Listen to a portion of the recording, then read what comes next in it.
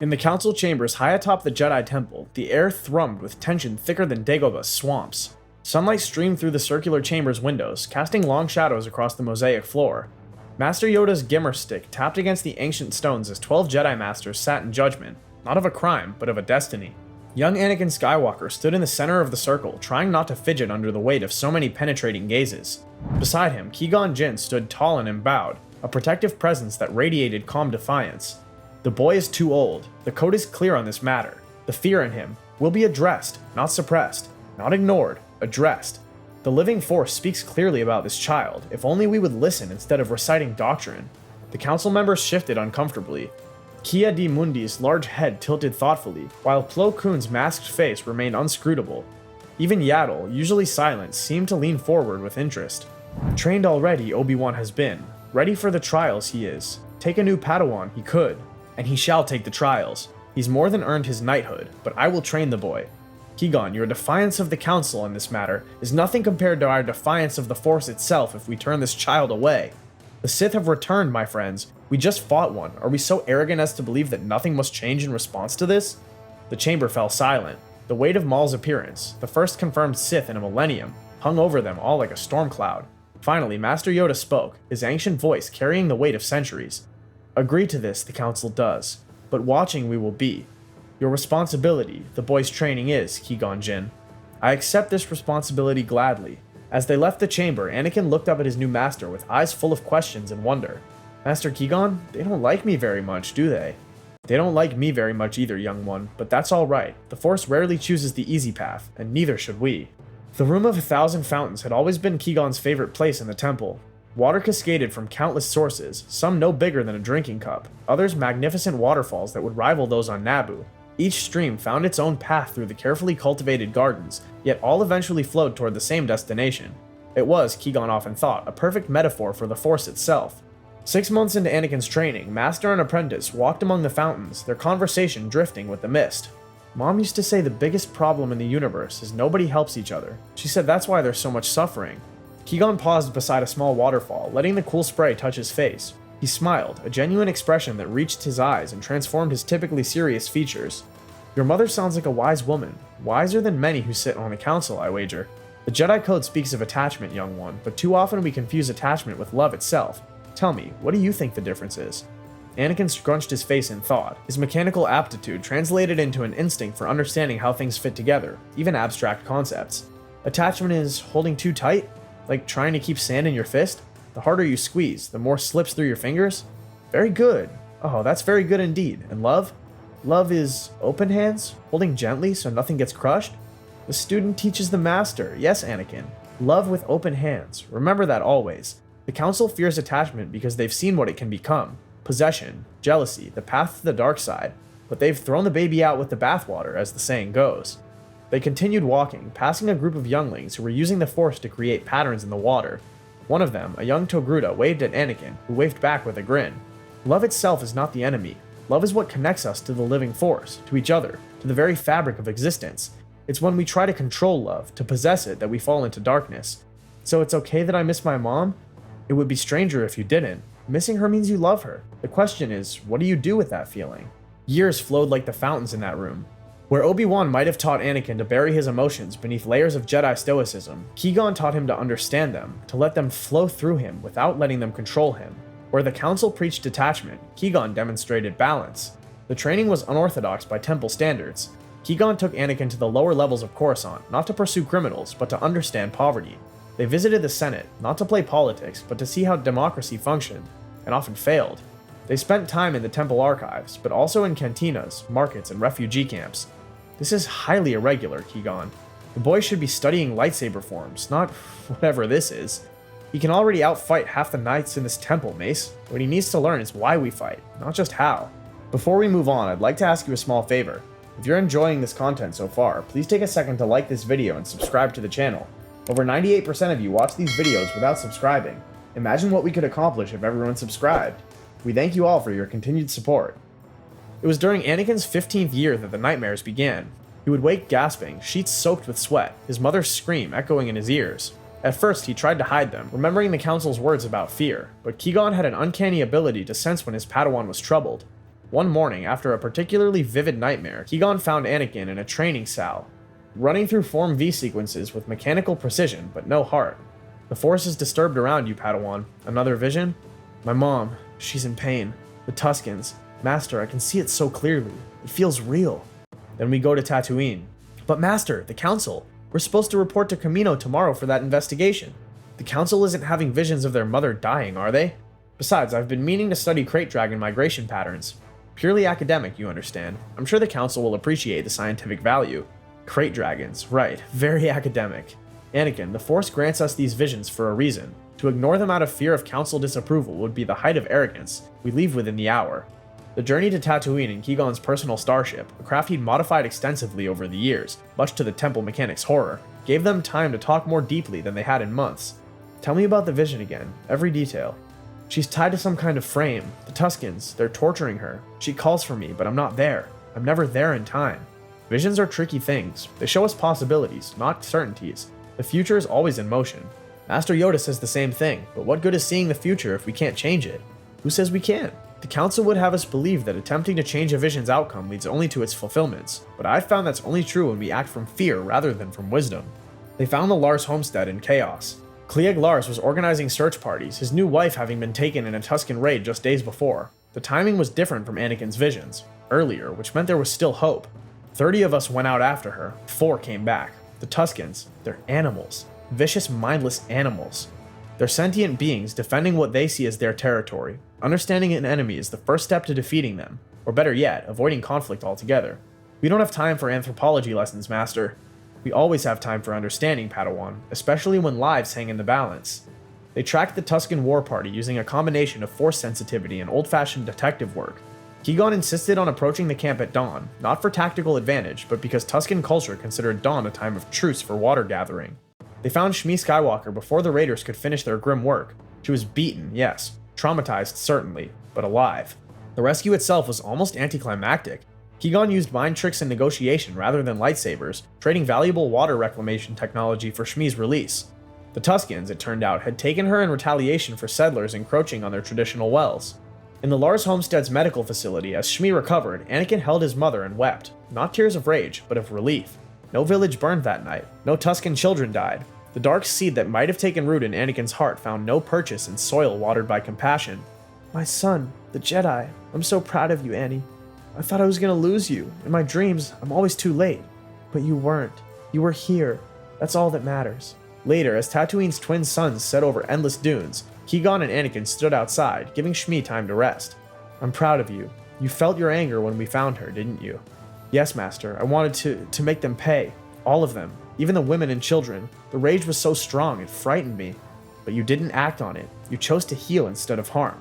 That, my young apprentice, is the difference between feeling emotion and being ruled by it. The dark side isn't in the feeling, it's in the choice. Do you ever feel such rage, Master? When I see injustice? When innocents suffer? Oh yes, Padawan. I feel rage that could burn stars. The difference is, I've learned to channel that fire into purpose rather than destruction. Your mother lives because we acted from love, not fear. Remember that. The Clone Wars erupted like a volcano too long dormant. Anakin was 19 now, taller than his master. His skills with a lightsaber nearly unmatched among the Padawans. But it was his unconventional approach to problems, Qui-Gon's greatest gift to him, that truly set him apart. On Geonosis, in an arena filled with the roar of monsters and the clash of blades, Qui-Gon Jinn faced his own past. The execution arena was a nightmare of sand and death, Jedi falling under overwhelming droid assault. But through the chaos, a figure emerged that made Qui-Gon's heart sink. Count Dooku, his former master, now draped in Sith arrogance, strode through the battlefield as if it were a garden party. His curved lightsaber hilt caught the harsh Geonosian sun as he approached. Qui-Gon, my old Padawan, doesn't have to be this way. Join me. You were always the best of my students, the one who truly understood that the Republic is failing. The Republic is flawed, Master, but your cure is worse than the disease. Together we can destroy the Sith and bring order to the galaxy.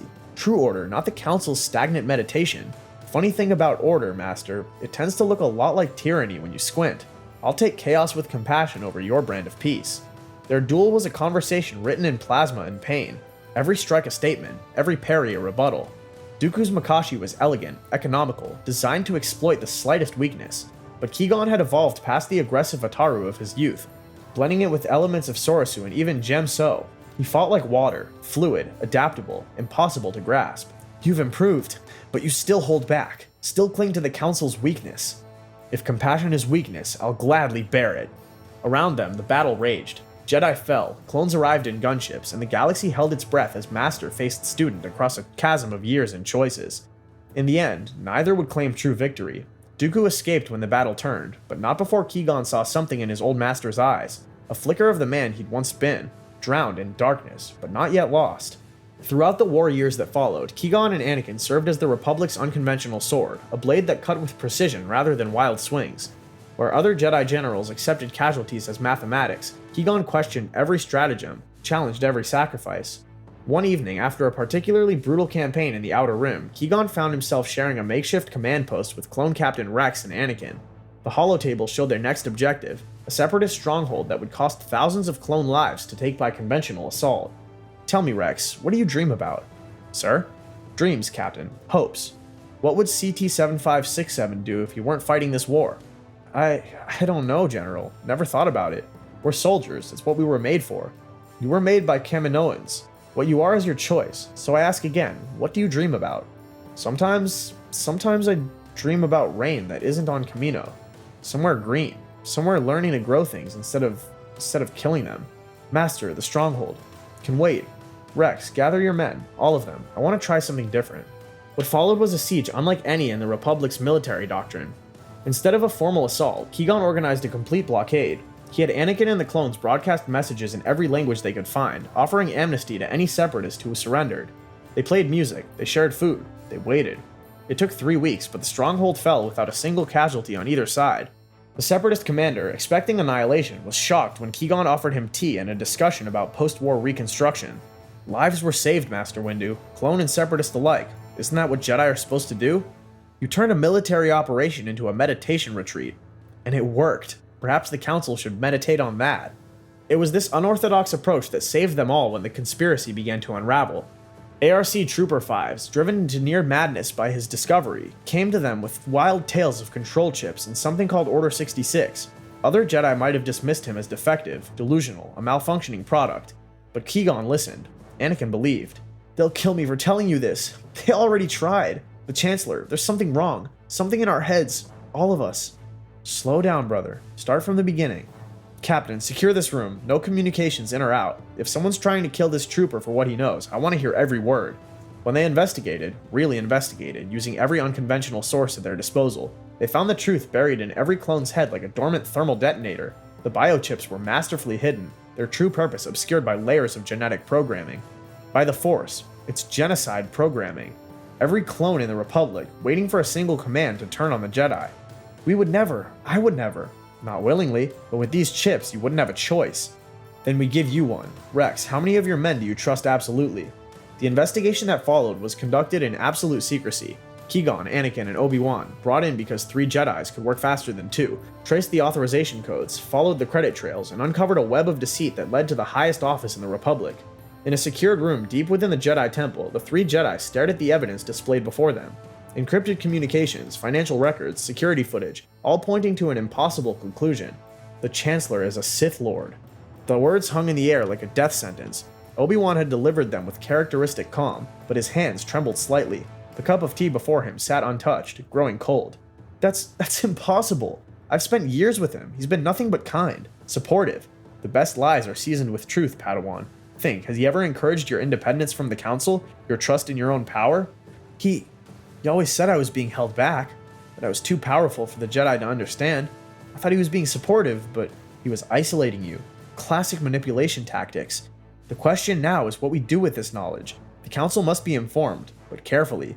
If Palpatine realizes we know, millions will die. The clones, the Jedi, the Republic itself. How long has he been playing us? The confrontation, when it came, shattered not just the Senate's dome transparasteel windows, but the very foundations of the Republic's faith in its institutions. Palpatine, Darth Sidious, had not expected to face 3 of the Order's finest simultaneously.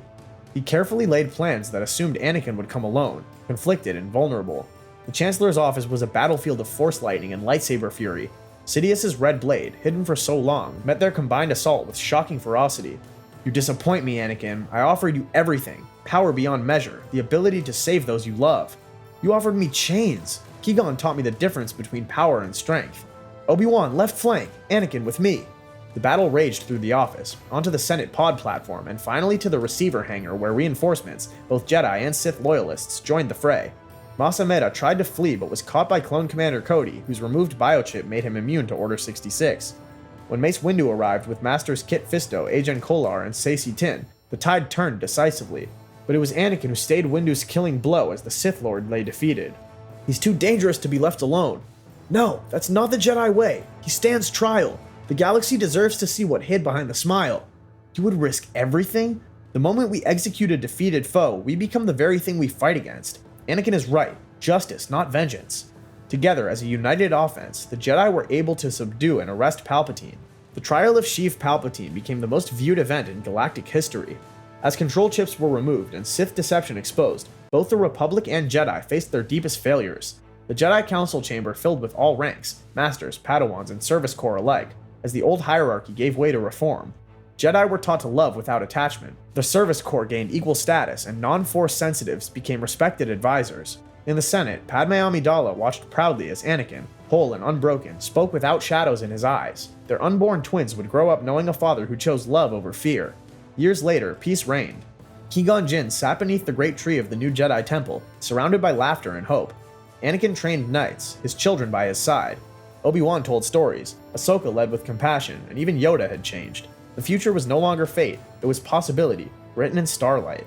If you enjoyed this journey into the shadows of what might have been, remember to hit that subscribe button and join us for more explorations of the infinite possibilities within that galaxy far, far away. May the Force be with you, always.